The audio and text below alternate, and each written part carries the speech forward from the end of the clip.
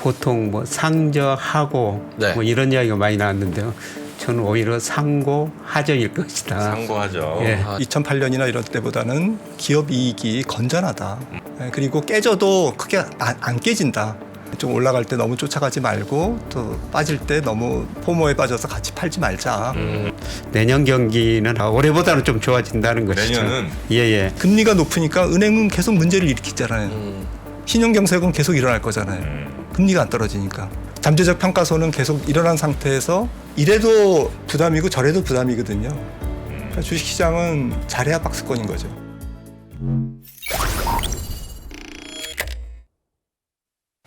네, 깊이 있는 정보 누구한테 여쭤보는 게 좋을까요? 김한진 박사님, 김영익 교수님한테 여쭤보면 그렇습니다. 딱 답이 나올 것 같습니다. 뭐 두 분의 투자 이력 몇 년인지 혹시 아십니까? 몇 년이에요?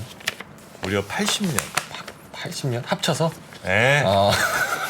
80년의 투자 지혜를 우리가 30분에 빨리 좀 빨아먹어야 됩니다. 맞습니다. 자, 김영익 박사님, 김한진 박사님 어서 오십시오. 네, 안녕하세요. 반갑습니다. 네. 80년 맞나요? 근 80년이에요. 예. 대단하신 분들입니다, 정말. 네. 네. 그럼 일단 요거 한번 여쭤보고 싶은데 뭐 청문회 또 있잖아요. 이제 이번 주에 청문회 하면서 지금 뭐 SBB 사태 이런 은행권 뭐 위기 뭐 이런 얘기들 어떻게 생각하냐 연준한테 직접 듣는 뭐 청문회도 있는데 연준이 현재 생각하는 경기 수준에 대한 거 평가를 좀 예측을 좀 해볼 수 있을까요? 연준이 지금 경기를 어떻게 보고 있냐? 네. 김영익 교수님은 또? 예. 뭐 이번 거 FOMC 발표문 나왔지만은 아직까지 건전하다, 고용도 계속 증가한다. 예, 그런데 그 금융 시스템에 문제가 발생했는데 건전하고 탄력적이다. 예, 그러면서도 이제 투자 소비의 제약 요건이 작용하니까 이거는 좀 불확실하다. 이거는 좀 지켜봐야 되겠다. 이런 이야기를 하고 있는데요. 예, 그런데 경제 성장률을 뭐 올해 0.4%, 내년 1.2%로 뭐 미국 경제가 올해 내년 별로 좋지 않다. 네. 뭐 이렇게 평가하는 것 같습니다. 연준은 네. 연준이 경기를 좋냐 안 좋냐 이렇게 판단하는 건 역시 뭐 그 성장률 그게 이제 제일 중요한 지수인 거군요. 예. 자, 그러면 우리 김한진 박사님 역시 뭐 비슷한 의견이십니까? 미국 연준은 지금 미국 경제를 썩 좋게 보고 있지는 않는 것 같다. 네, 경착륙으로 보고 있죠. 경착륙이요? 네, 뭐 경착륙의 정의가 뭐 사람마다 너무 추상적이라서. 네. 네, 그런데 성장률로 따지면 하반기에 마이너스 성장 뭐 한 두 방 정도, 두 분기 정도 보고 있는 것 같고요. 네, 김 교수님 말씀하셨듯이 뭐 3월 20일 FOMC에 답이 나와 있습니다. 네. 네, 그러니까 3월 달에 전망한 연준의 경제 전망은 0.4%다 올해. 이거는 뭐 지금 1분기가 3.2% 정도로 추정되는 상황에서 하반기에 한 두 분기 연속 마이너스 성장을 연준도 보고 있는 것 같고요. 네. 파월 의장이 말씀하신 것 중에서 연착륙 가능성이 없다고 지금 단언하기는 좀 이르다. 연착륙 자신 없다는 얘기죠. 자신 없다고 얘기했습니다. 그런데 이제 신용 경색이 은행 문제가 어느 정도 경기를 끌고 내려갈지 네. 그건 모르죠. 그건 모를 일이기 때문에 통화 정책도 모를 일이고 경기에 어쨌든 추가 하락폭, 좀 이번 경기 침체가 어느 정도 폭으로 어느 정도 기간으로 진행될지에 네. 대해서 일단 은행 문제에 달려 있다. 그것은. 은행 문제가 네, 매우 중요하군요. 은행 문제가 뭐 그 경기를 좌우할 것 같다. 그런 취지로 저는 들었습니다. 은행 문제가 경기에도 많이 영향을 원래 미칩니까? 아니면 이번에 그럴 거라는 거예요? 원래 많이 미치죠. 원래 많이 미쳐요? 왜냐하면 뭐 이미 제가 생각할 때는 김 교수님 어떻게 보시는지 모르겠지만 한 25bp에서 50bp 정도는 인상 효과가 이미 뭐 한 4월까지 정도 다음 FOMC가 5월 3일 있지 않습니까? 네. 그러니까 4월까지 이미 한 25bp에서 50bp의 인상 효과는 발휘할 거다. 지금 최소한 뭐 미니멈 한 25bp는 인상한 효과가 발생하고 있는 것 연준이 뭘 같습니다. 안 하더라도 네, 회사채 시장이 지금 올스톱 됐잖아요. 네, 네. 3월 10일 이후에. 그 다음에 대출이 지금 줄고 있잖아요. 네. 지금 소매 대출의 거의 한 40~50%가 25위 이하 은행, 중소형 은행에서 지금 감당하고 있거든요. 은행들이 뭐 대출하겠습니까 지금? 네. 그런 이제 소비 관련된 기업들의 대출을 이제 못 하다 보니 네, 기업의 투자나 소비가 전반적으로 얼어붙는 거죠. 실질적인 뭐 금리 블룸버그 인상이 컨센서스 있고. 보면은 네. 뭐 올 2분기부터 미국 경제가 마이너스 성장한다고 돼 있거든요. 네. 2분기, 3분기. 네네. 아마 그 주요 이유는 소비일 것 같아요. 소비. 뭐 잘 아시다시피 미국 GDP의 소비가 차지하는 비중이 뭐 실질 GDP 기준으로 71%인데요. 뭐 물가는 올랐는데 임금은 그렇게 많이 안 오르다 보니까 실질 가처분 소득이 별로 뭐 정체된 상태고요. 그다음에 미국 가계 저축률이 작년에 보니까 3.7%로 2007년 금융위기 이전이었죠. 그때 3.4% 이하로 최저치고요. 뭐 주가 떨어졌죠. 최근 그 집값 떨어지고 있죠. 여기에 부효과가 나타날 수가 있고요. 예, 그다음에 금리 인상 시차 효과를 제가 분석해 보면 네. 한 1년 정도 시차를 두고 소비에 가장 큰 영향을 미치거든요. 네. 예, 이런 상황에서 이번에 그 은행 뭐 파산 일부 그 작은 은행들이지만은 이런 것들이 소비 심리, 기업 대출 여건, 뭐 은행들의 가계 대출 여건을 조금 더 악화시키는 것 같아요. 그래서 아마 2분기부터는 소비가 혹은 감소하거나 증가세가 둔화되면서 네. 예, 미국 경제가 마이너스 성장할 가능성이 높고요. 2분기부터 예. 2분기래 봐야 이제 내일 모레면 시작이에요. 그렇네요. 1분기에는 뭐 3% 아까 김한준 박사 말씀하셨습니다만 네. 뭐 GDP 나오고 그거 보더라도 3%좀 넘게 성장한다고 돼 있거든요. 1분기에 예. 1분기까지 연율로 환산했을 때 예, 연율로 환산했어요. 네. 예. 근데 2분기부터 아마 마이너스. 마이너스 성장할 가능성이 높고요. 그러니까 이런 모든 문제가 뭐냐면은 2020년 코로나 때문에 경기가 극한 침체에 빠지다 보니까 전례 없는 돈을 많이 풀었거든요. 그래서 모든 자산 가격에 거품이 발생했다가 지금 붕괴되는 과정이고요. 그다음에 그게 이제 금융회사로 전이되고 마지막 단계가 실물 경제 침체 이게 남아 있는 것 같은데요. 그에 따른 또 금리 인하, 연내 예. 금리 인하. 예, 저는 뭐 연내 금리 인하 가능성이 있다고 보고 있습니다. 분위기 조장은 아주 무시무시하게 하시네. 공포 뒤에는 무언가 완화 조치가 와줘야 되는 거 아닙니까? 그래요? 그렇죠? 아니에요? 2, 3분기 좀 세게 좀 두드려 맞고 그 다음에 이제 금리나 연말쯤에 아마 갈 것 같다. 그렇죠. 김영희 강사님. 예, 그렇습니다. 그럼 연내 금리, 그러니까 뭐 여기는 5월 FOMC 회의에서 어떤 결정을 내릴까 이렇게 써 있는데 5월 뭐 이런 거보다 연내 금리 인하까지 좀 넓게 바라보는 게 중요하지 않아요? 어때요? 그 연내에 금리나 할 거라고 해주냐. 생각하면 이제 주식 투자하는 입장에서는 너무 좋으니까. 뭘 이렇게 또 좋아. 유동성 중독. 연내 금리나 하면 좋은 거예요? 아니면 오히려 연내 금리나 할 정도로 경기 안 좋다는 걸 판단해서 오히려 더 빠진다고 봐야 되는 거예요? 네, 정확한 지적이신 것 같습니다. 제가 그러니까 시장 금리가 한 몇 %까지 내려가면 좀 안전할까? 그러니까 지금 SBB 실리콘밸리도 채권 평가손이 많이 났잖아요. 그리고 미국 전체적으로 은행들이 채권 평가손이 잠재적 평가손이죠. 네. 지금 현실 평가손이 아니고 지금 채권을 다 내다 판다면 뭐 한 6천억 달러 이렇게 평가손이 6천억 달러? 그렇게 700조. 얘기를 하는데 800조 워낙 국채를 많이 들고 있으니까요. 네. 그러니까 김영희 교수님께서 이제 거품이 붕괴되는 과정에서 지금 여러 가지 이제 문제가 생긴다고 말씀하셨는데 네. 2008년에는 이제 그게 광범위한 서브프라임 사태였고 그다음에 이제 가계부채도 굉장히 기업부채도 안 좋은 상태에서 터졌지 않습니까? 지금은 이제 그런 2008년 거시 상황보다는 뭐 부채 비율이라든지 또 서브프라임 같은 그러한 그 과열된 자산의 어쨌든 광범위성 네. 이런 것이 조금 제한돼 있기는 하지만 지금 과열된 자산을 하나하나씩 건드리는 것 같아요. 그 첫 번째가 실리콘밸리가 예금과 대출이 미스매칭돼서 결국 예금을 빼나가니까 채권을 팔아야 된다. 그러니까 채권은 듀레이션이 길고 예금은 바로 뱅크런이 일어나기 때문에 대응이 어려워서 문제가 생겼다. 이게 0.5%까지 사실은 내려간 국채 10년물 때문에 생긴 그러니까 채권 시장의 과열 후유증이거든요. 네.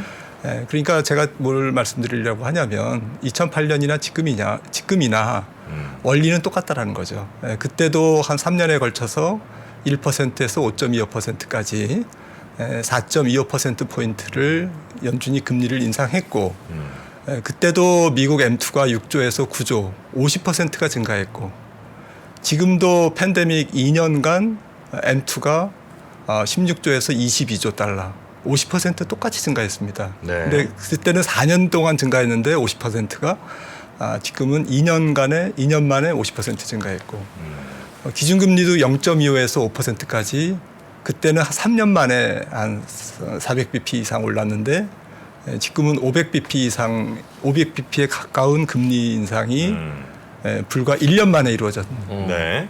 이제 이렇게 돈을 많이 풀고 과속 긴축을 한 후유증이 어떻게 전개되느냐? 사람들이 많이 쏠린 쪽으로 문제를 일으키는 거죠. 네. 그게 첫 번째 빠따가 코인이었고요. 음. 사실 시그니처 뱅크도 코인 때문에 망한 거잖아요. 그리고 실리콘밸리 은행은 채권 시장의 과열 때문에 문제가 생겨서 파산까지 이르렀던 거고. 네네. 그다음에 뭐 상업용 부동산도 지금 너무 많이 사람들이 쏠렸다. 저금리 때 차입해가지고 신나게 했죠. 상업용 부동산이 한 50% 증가했잖아요. 최근 한 3, 4년간. 거기도 거품이 좀 많이 네, 났군요. 거품이라기보다 어쨌든 사람들이 많이 몰렸죠. 신나게 돈 벌었죠. 신나게 돈 번 쪽에서 지금 터지고 있다라는 거고요. 그러니까 금융위기가 오냐 안 오냐는 둘째치고 네. 일단 지금은 뭐 그런 그 과열된 자산 쪽에서 문제가 계속 발생하는 그런 상황에서는 2008년과 좀 원리는 비슷하다라고 생각합니다. 네. 네, 교수님. 뭐 네. 상업용 부동산 네. 말씀하셨습니다. 주거용은 그래도 조금 안만하게 떨어지는데요. 상업용이 고점에서 한 15% 떨어졌고, 네. 그다음에 사무용 건물 이거는 고점에서 한 25%나 떨어졌더라고요, 미국 보니까. 그리고 공실률이 17%나 지금 돼요. 현재요. 예. 그런 거 보면서 그것도 또 대형은행보다는 중소은행들이 많이 대출해 줬어요. 그래서 어디선가 또 이거 상업용 부동산 때문에 또 한 번은 터질 수 있다. 그런 것들이 소비, 투자 심리, 은행 대출 여건 더 강화시키면서 아마 하반기에는 미국 경제가 2분기 연속 마이너스 성장할 가능성이 있는데 그 정도가 2008년이냐 아니면 2020년이냐 뭐 그 정도 깊이는 아닐 것 같은데요. 어떻든 미국 경제 침체가 불가피하고요. 네네네. 예, 그걸 뭐 주시하고 연결시켜 보면은 네. 아까 그 금리가 하락하면은 요새 그 집값도 오르고 주가도 오르고 있지 않느냐. 근데 뭐 우리가 상식적으로 아는 것처럼 금리가 떨어지더라도 뭐 기업 이익 증가율이 더 많이 떨어지면은 그때는 주가가 일시적으로 더 하락할 수가 있는 거거든요. 그래서 하반기에 이런 충격은 한번 우리가 생각해 봐야 될 것 같습니다. 금리 떨어지는 것보다 기업들의 이익 증가가 더 떨어지면 예. 그때는 이제 주식도 막 박살이군요. 박살은 아니고요. 좀 힘들어지는군요. 예, 좀 힘든 시기가 하반기 한번 있을 거라고 생각합니다. 근데 그런 것도 지금 다 선반영한 거 아닙니까? 예, 지금 많이 좀 반영해가고 있는데 네. 어디서 더 떨어져요? 그냥 단기적으로는 뭐 조금 더 뭐 각국 정부가 지금 정말 빨리 대처하고 있지 않습니까? 예. 그리고 뭐 은행 보장, 예금 보장한다도 미국이 시장 원리 안 맞게 갑자기 그렇게 올려버리고 그렇게 정부가 빨리 대응하고 있으니까요. 네네. 뭐 대응 효과가 좀 있을 것 같습니다. 그렇습니다. 예, 그러나 이제 근본적으로 남아 있는 문제가 실물 경기 침체다. 이걸 한번 겪고 나야지 좀 우리가 주식시장에서 좀 낙관적인 전망을 할 수 있지 않을까 그렇게 생각합니다. 네. 이거는 뭐예요?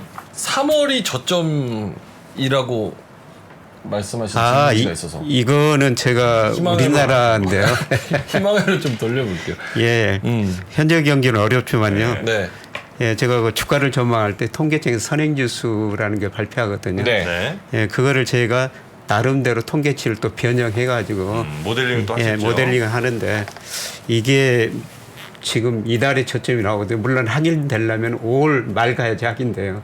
그래서 이렇게 이야기해 놓고 또 5월 말에 가서 확인될 수가 있는데 저점이 아니면 어떻게 되냐 걱정도 많습니다만. 네. 일단 모델링 결과는 이제 3월이 예. 일단은 지금 저점으로 나온다는 말씀이죠. 예, 그래서 이런 걸 보고 제가 올 주가 전망하면서 상반기 특히 5월까지는 그래도 괜찮은 장일 것이다. 예, 이렇게 전망했는데 이게 또 하반기 들어가지고 또 올라가다가 줄어드는 모습이 나타나거든요. 그래서 이건 아마 미국 쪽에서 충격이 오지 않을까 앞서 말씀드렸습니다만. 네네. 예. 근데 어떻든 뭐 현재 경기는 어렵지만은 제가 예측하는 선행지수는 이렇게 증가하고 있기 때문에 뭐 내년 경기는 아마 희망을 가져도 좀 될 것 같다. 올해보다는 좀 좋아진다는 것이죠. 내년은? 예. 예, 그리고 기다리기가. 최근에 그 미국 보니까 은행 예금도 어렵다고 그러니까 돈이 MMF로 많이 몰리더라고요. 근데 우리나라도 최근에 MMF가 증가도 좀 정체된 상태인데요. MMF는 아주 단기적으로 몰려 있는 자금들인 거죠? 예, 단기적으로 몰리고 주로 좀 국채 등 조금 단기 좀 안전자산에 그래도 투자하는 자금들이니까 MMF로 돈이 많이 몰린다고 그러는데 네. 우리나라도 올해 들어서 MMF로 한 작년 말에 비해서 50조 원 정도 증가했어요. 우리나라가요? 예. 한 150조에서 최근에 뭐 200조 갔다가 195조 유지하고 있는데 네. 예. 그래서 이런 돈이 어디로 갈 것인가. 뭐 돈이라는 게 결국 그 수익률 높은 데로 이동하니까요. 뭐 이런 돈이 일부는 저는 뭐 주식시장으로도 들어올 수 있다 그렇게 보고 있습니다. 그래서 저는 뭐 단기적으로는 네. 여기서 뭐 조금 더 오를 여지는 있다. 예, 이렇게 보고 있습니다. 물론 이제 그 경제 성장률 같은 거는 2분기부터 마이너스로 들어갈 가능성이 좀 있지만 단기적으로 볼 때는 자금도 좀 풍성해지는 것 같고 단기적으로 예. 그리고 지금 경제 뭐 선행지수 등등을 이렇게 비교해서 살펴보신 바 예. 3월쯤에 조금 저점이 되고 약간 좀 올라갈 가능성이 예. 단기적으로는 좀 있을 것 같다. 예, 그렇습니다. 그렇습니다. 그래서 오늘 뭐 제가 주가 전망할 때 보통 뭐 상저하고 네. 뭐 이런 이야기가 많이 나왔는데요. 저는 오히려 상고 하저일 것이다. 상고하죠. 예. 하죠. 오히려 하반기가 좀 조정일 것이다. 이런 전망을 해왔습니다. 좀 지켜봐야 될 것 같습니다. 네네. 우리 김한일 박사님 혹시 어떻게 보세요? 증시. 예. 올해 그냥 저는 연초부터 뭐 사실 작년 말부터 그랬죠. 네. 작년 하반기부터 좀 안전벨트 꽉 매라. 위로 가기에는 안전벨트 꽉 매라는 얘기는 안 아, 드렸고요. 그런가요? 네. 조심해라. 제가 기억을 못하는지 모르겠습니다만 저도 기억을 못해요. 위로 가기에는 지금 김영희 힘이 교수님 없다? 말씀하셨듯이 네. 경기 요인이 계속 발목을 잡을 거다. 네. 그리고 금리 인상의 후유증이 계속 나올 거다. 이렇게 말씀드렸고요. 또 아래로 폭락하기에는 돈이 여전히 많다. 그리고 돈이 갈 데가 없다. 그리고 2008년이나 이럴 때보다는 기업 이익이 건전하다. 기업이 돈을 벌고 있다. 그리고 깨져도 크게 안 깨진다. 그러니까 경기도 어쨌든 뭐 조금 경기지만 기업 이익이 조금 그 주가 하방을 저지해 줄 거다라는 취지에서 좀 박스권을 말씀드렸고요. 네. 그래서 뭐 좀 올라가면 정말 뭐 짧게 트레이딩 하시는 분들이 아니면 좀 피곤한 장세이기 때문에 좀 올라갈 때 너무 쫓아가지 말고 또 빠질 때 너무 포모에 빠져서 같이 팔지 말자라는 취지로 말씀을 좀 드렸던 걸로 저는 기억합니다. 네네네. 그러셨을 거예요. 네, 그리고 지금 시점에서는 지금 이 시점에서도 똑같습니다. 지금 아까 뭐 조금 전에 질문에 이제 그 제가 약간 그 과열된 자산 쪽에 문제가 계속 일어나면서 네. 텐트럼을 일으키고 있다라는 게 그렇게 말씀드렸는데 연말까지도 계속 그럴 것 같아요. 왜냐하면 너무 인플레이션이 높기 때문에 인플레이션이 내려오는데 시간이 걸리는 거죠. 지금 보시면 한번 차트를 보시면 두 번째 차트인데 연준이 기준금리를 올린 다음에 동결한 시점에서 경기 침체의 스타트에 이르는 기간이 18개월, 8개월, 17개월, 14개월 이랬어요. 역사적으로. 당연히 물가가 잘 안 잡히면 동결 기간이 길지 않겠습니까? 네. 이번에 동결 기간이 좀 길 거라는 거죠. 어. 그래서 뭐 피벗 시점까지 같이 말씀드리면 저는 근원 PC가 3% 연준이 연말에 3.6% 찍는다고 얘기했으니까 제 얘기가 아니라 2%가 목표인데 올해 연말에 3.6%라고 얘기했으니까 저는 3%는 깨져야 연준이 이제 이제는 조금 안심해도 돼. 70년대에 아더번스가 실수했던 그런 거는 이제 안 나올 거야. 네. 이런 시점이 내년 3월이라는 거죠. 올해 연말이 3.6이니까. 네. 근데 은행이 3.0까지 일찍 끌고 내려갈 수도 있어요. 은행이. 위기가? 네, 위기가. 금융경색, 신용경색이 3.0%까지 끌고 내려갈 수 있는데 이거는 주식시장에 굉장히 부담이죠. 금리가 내려간다고 이제 주식 사자 이러겠습니까? 뭐 물론 밸류에이션에 따라 다르겠지만 네네. 시장은 공포에 휩싸일 수 있고 이거는 연준도 모릅니다. 이거 베이스 시나리오는 아니죠. 네. 그러니까 은행 문제가 없다고 생각하면 저는 내년 3월 근원 PC 3.0 찍을 때 그 정도에서 피벗을 할 것 같고요. 네. 다음 한번 차트를 보시면 은행 대출 태도가 대출 태도? 네, 은행이 태도도 지수로 나와요? 네, 0 위로 0 위면 이제 타이트한 겁니다. 대출 안 한다는 얘기죠. 그런데 기준금리랑 같이 그려보면 이게 후행하잖아요. 그러니까 기준금리를 예를 들어서 이번 3월 20일 FOMC가 땡이다. 더 이상 안 올린다고 해도 은행 대출 태도는 연말까지 안 좋을 거라는 거죠. 그게 성향이라는 거죠? 네. 태도가 직역해서 태도인 네, 거고. 네. 실제로 은행 대출은 굉장히 타이트하게 연말까지 비록 3월이 최종 금리 인상이라 할지라도 네. 연말까지는 최소 은행들은 대출 안 할 거다. 대출하는데 굉장히 인색할 거다라는 네. 말씀을 좀 드리고요. 그러니까 이제 하반기에 경기가 안 좋아질 거라는 거고 아까 이제 그 자산 가격이 돌아가면서 이렇게 좀 문제를 일으킨다라고 말씀을 드렸는데 네. 그러면 가장 중요한 국채 금리는 한 몇 %까지 빠지면 조금 주식 시장에도 도움이 되고 네네. 또 은행들의 채권 평가손도 해소되고 아하. 그리고 은행 문제도 경보 해제. 은행 문제도 이제 됐어. 이제는 이 정도 금리면 괜찮잖아. 지역은행 문제, 그다음에 CS 문제, 크레딧 스위스 같은 이제 이런 네. 문제들도 이제는 이제 안심해도 된다. 할 거냐. 어느 수준이냐? 네. 그래서 10년 국채 2% 후반대 봅니다.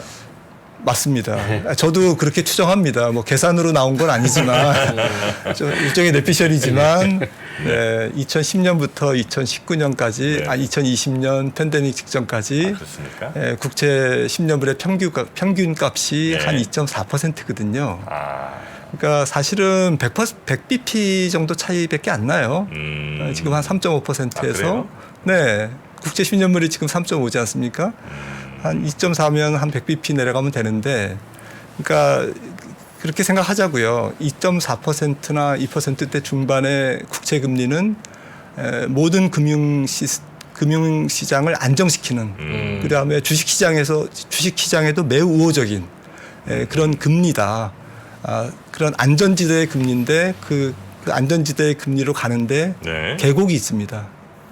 계곡. 안전지대로 가는데 계곡이 나온다. 예, 계곡에서 살아남아야 돼요. 네. 이 계곡은 은행 시스템의 불안. 왜냐하면 금리가 내려가지만 경기가 안 좋으니까 내려가는 거잖아요. 네네네.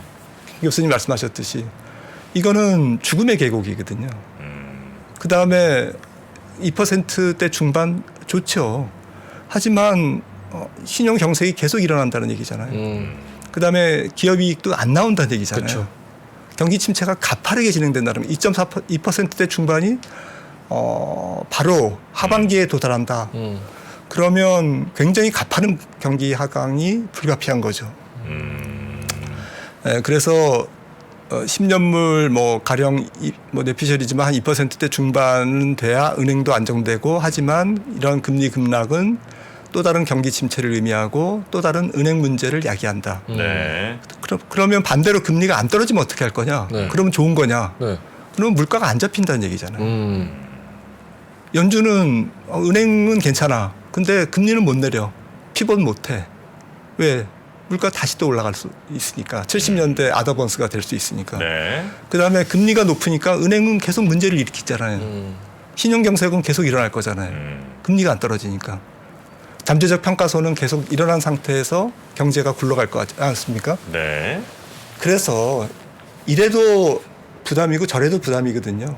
그러니까 주식시장은 잘해야 박스권인 거죠. 잘해야 박스권. 아더번스 잘 모르는 것 같은데. 어떤 거요? 아더번스. 아더번스요? 자꾸 그냥 모르는 거 넘어가지 마세요. 네. 우리 시청자분들 몰라요. 많습니다. 몰라요. 안 넘어갈게요. 네, 70년대 그 연준 의장 나무 위키 여기 아더번스 네. 찾고 계시네요. 나무 위키. 아더번스라고 아주 그 악명까지는 아니지만 제일 좀 못난 못난 못난이 연준 의장 하나 있습니다. 번스. 네. 화상. 최악의 아, 네, 그런 게 있습니다. 그러겠네. 자 그리고 그 요거 한번 여쭤보고 싶어요. 네. 시간이 별로 없으니까 지금 두 분 말씀하신 게 과열됐던 곳에서 문제가 터진다. 그리고 대출이 더 타이트해진다. 그리고 경기 하강, 뭐 둔화 이런 말씀을 좀 하시잖아요. 예. 그럼 미국 기준으로 지금 말씀을 해주고 계신데 당연히 미국이 그렇게 상황이 안 좋으면 우리나라도 뭐 문제가 됐었던 뭐 부동산 PF 어제 나온 또 기사 보니까. 신용대출이나 주담대 연체율이 급격하게 증가를 하고 있다. 지금 뭐 걱정할 만한 수준은 아니지만 증가 추세, 특히나 이제 저신용자, 자영업자들 굉장히 좀 위험하다. 이런 기사들도 나오는 상황에서 그렇다면 우리나라도 좀 많이 안 좋을 것 같은데. 우리 경제는 먼저 충격을 받은 것 같아요. 먼저 작년 그 4분기 우리 경제가 0.3% 전기 마이너스 성장했고요. 올 1분기도 아마 거의 마이너스 성장 가능성이 상당히 높아 보입니다. 네네. 예, 그리고 우리도 미국 같은 저 금융 문제 터지지 않느냐. 뭐 중소 아주 적은 뭐 저축은행이나 뭐 증권사 그런 문제 가능성이 있어요. 예, 제가 뭐 단적인 일환데요. 예, 제가 지난주에 대전을 가서 택시를 탔는데 대전이요? 예, 네. 택시 기사분이 로또가 당첨됐대요. 진짜요? 예. 그래가지고 1등 당첨됐는데 1등? 예, 에이. 18억인데 와 그저 세금 내니까 12억 정도 되더라는 겁니다. 그래서 그 돈을 두 저축은행에다 맡겨놨대요. 진짜요? 예. 그런데 실리콘밸리 은행 터지니까 그 소식을 듣고 저녁에 잠이 안 오더라는 거예요. 그렇겠네요. 그 저축은행들이 과연 그렇죠. 괜찮을까. 그래서 밤새 잠을 설치고 그 다음날 아침 바로 빼. 은행 문 열자마자 금융에서 문 열자마자 그 저축에서 타자가지고 그걸 우리 국채은행에다 넣었다는 겁니다. 금리는 많이 떨어지지만 네, 그런 식으로 지금 미국도 보면은요 전체적으로 중소형 은행은 없지만 대형 은행은 오히려 돈이 더 들어오고 있더라고 최근에 보니까. 그래서 우리도 그런 식으로 차별화가 되지 않을까. 이게 큰 은행까지 시스템이기까지는 저는 가지 않으리라고 보고 있습니다. 네네. 아, 나 1등한 사람 한 번도 만나본 적이 없어요. 로또 1등. 로또 교수님. 1등 쉽지 않죠. 운이 저도 더 좋으실 것 같아요. 아니 그래서 그 우리 김행 박사님 보실 때 지금 원달러 환율이나 아니면 뭐 외국인들의 움직임은 우리 시장이 좀 우호적으로 보세요? 아니면 조금 별로 안 좋습니까? 예, 뭐 당분간 저는 뭐 달러 지수가 102에서 105, 뭐 100에서 105 안팎에서 움직이라고 보는데요. 예, 우리나라 저 외국인 누적 순매수하고 원달러율 이렇게 그려보면은 네. 거의 방향은 같거든요. 예, 그런데 최근에 환율이 그 2월 2일 날 1220원까지 떨어졌다 1400원까지 올라갔는데요. 예, 저는 환율이 좀 떨어지리라고 보고 있습니다. 지금 원화 가치가 올라갈 거라고 보는 거죠. 예, 그래서 당분간 뭐 이거를 보면은 외국인들이 1, 2월 달에 사다가 3월에 좀 팔았습니다만은 뭐 환율 제가 보기에는 다시 그 1200원대 중반 혹은 네. 초반까지 떨어질 수 있다고 보고 있거든요. 앞으로 두 달 사이에.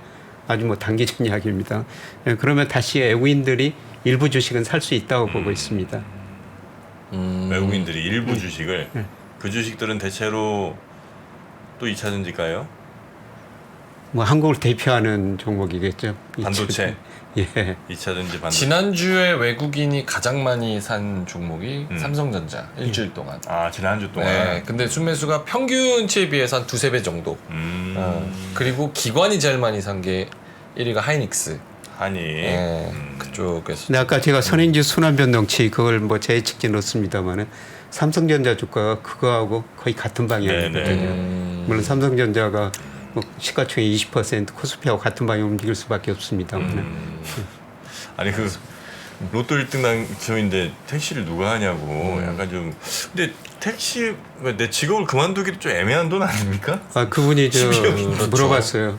그래서 일주일 동안 그냥 쉬고 고민을 했다는 거예요. 아 그만둘까 아니면 계속 할까? 예. 그래도 일을 해야 되겠다. 그래서 하나씩 이야기하셨다. 아 그만두긴 조금 애매한 돈. 그렇죠. 애매한 돈이죠. 많은 돈인데 또 어떻게 생각하면은 또 적은 돈 같기도 하고. 우리나라 좀 약간 로또 좀 약간 금액이 너무 낮은 것 같아. 훨씬 키워야 돼요. 3조 이렇게. 아 사행성으로 갑니까? 네. 아 근데 오늘 그래도 김영익 교수님이 말씀해 주셔서 썸네일 나왔네요. 뭐죠? 택시 기사님이 로또 1등 되고 돈 넣은 곳은 이렇게 썸네일 하면 되지 않아요? 자 우리 김영표 아니 맞잖아요. 죄송합니다. SBB랑 사태 경제 전공이에요 이 친구가. 예, 전공자인데. 유튜버라서. 네.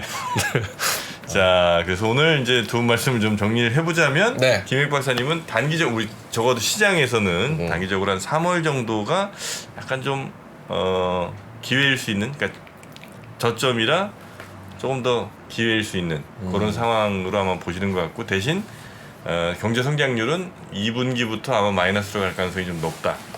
예, 맞나요? 미국 경제성. 미국 경제는 네. 뭐 기본적으로 저도 그 박스권이라는 게 동의하는데요. 그 아마 3, 4, 5월이 박스권 상단에 있을 것이다. 예. 4월이 박스권 상단에 있을 예. 것이다. 네네.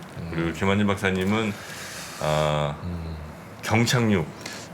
경제는 어쨌든 그쵸? 마이너스 성장으로 들어가고 우리나라 경제도 하반기에는 더 안 좋아지고 내수 수출 전부 굉장히 안 좋아질 거고 단기적인 한 뭐 이번 분기나 다음 분기 그러니까 뭐 상반기까지는 모르겠지만 네. 하반기에는 저는 전저점을 테스트할 거다. 그러니까 S&P 500 3,800 깨지고 네. 코스피 2,100 아래로 간다라고 생각을 합니다. 그렇다고 뭐 2,000을 깨거나 이런 건 아닌데 전저점을 한번 테스트할 수 있는 테스트하는 약세장이 나올 거다. 시장 나올 거다. 금리 인하는 연말까지 없다고 파월이 아무리 얘기해도 아마 연말에 할 것 같다. 김윤 박사님? 예, 저는 할 그죠? 것 같다고 보고 있습니다. 김한진 박사님은 저는 뭐 연준도 모른다고 생각해요. 연준도 모르고 얘기하는 거다. 은행 문제가 어떻게 될지 뭐 그거에 따라 하나 말씀드릴게 2007년 가을에 벤 버냉키 의장이 서프라임 모기지 사태는 우리가 충분히 대응 가능하고 우리의 금융 시스템은 사운드하고 회복력이 강하다라고 얘기한 다음에 6개월 후에 베어 스턴스가 파산했습니다. 네. 해체됐습니다. 그러니까 연준 통화정책가들의 중앙은행가들의 얘기는 액면 그대로 믿지 마세요. 아무것도 몰라요. 여기 3% 데려다 놔도 아무 말 못할 김 박사님이 더 잘하십니다. 아닙니다. 자, 오늘 그럼 두 분 이야기는 여기까지 예. 말씀 듣도록 하고요. 또 다음 시간에 뵙도록 하겠습니다. 김한진 박사님 그리고 김영익 교수님 두 분 대단히 고맙습니다. 3프로TV가 새로운 모습으로 여러분을 찾아갑니다. 오후 3시 반 클로징벨 라이브는 여도은 앵커 그리고 명민준 앵커가 여명 콤비로 함께 진행을 하고요. 6시 퇴근길 라이브에서는 정프로가 월요일부터 금요일까지 김영렬 센터장, 최창규 본부장 그리고 박지영 차장과 함께 진행을 합니다. 그리고 글로벌 마켓 전문가 이주호 앵커가 글로벌 라이브를 더욱 알차게 만듭니다.